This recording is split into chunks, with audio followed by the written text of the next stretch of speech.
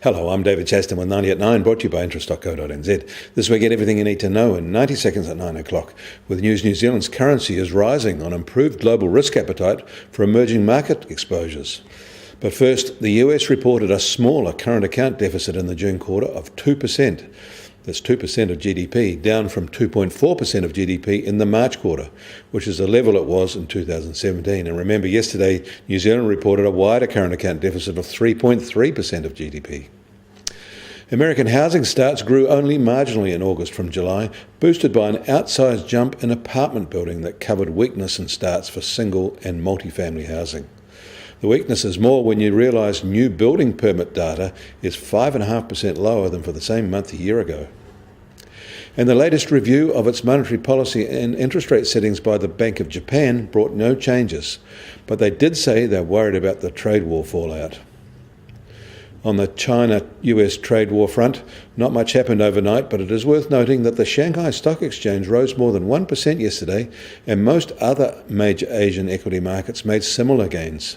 Markets are turning bullish on the prospects for emerging markets, and China is adjusting to a long-term war of attrition with the US. And there is no progress to report on the NAFTA negotiations between the US and Canada. Both sides are expressing frustration, however, over the other's intransigence.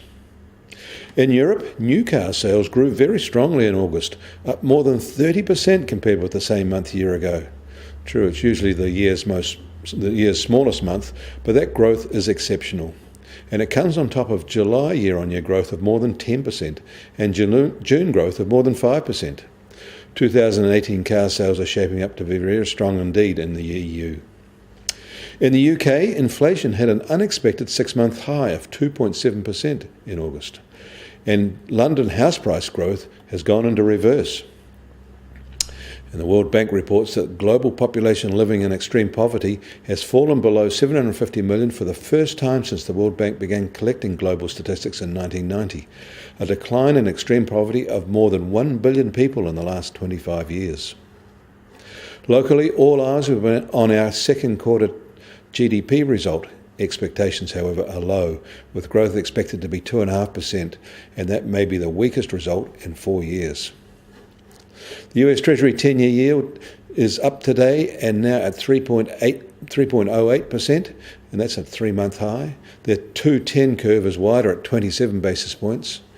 The Aussie government 10-year is at 2.71%, that's up 5 basis points.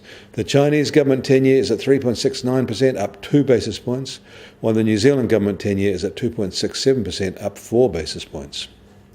And gold is up $6 today at $1,203 an ounce in New York. And US oil prices are up sharply, now over $71 a barrel. The Brent benchmark is now over $79 a barrel. American stocks of crude oil are diminishing. And the Kiwi dollar is starting today up the thick end of half a cent to 66.2 US cents. And the cross rates were marginally softer at 91.1 Aussie cents, but firmer at 56.7 euro cents. That puts the TWI at 69.8.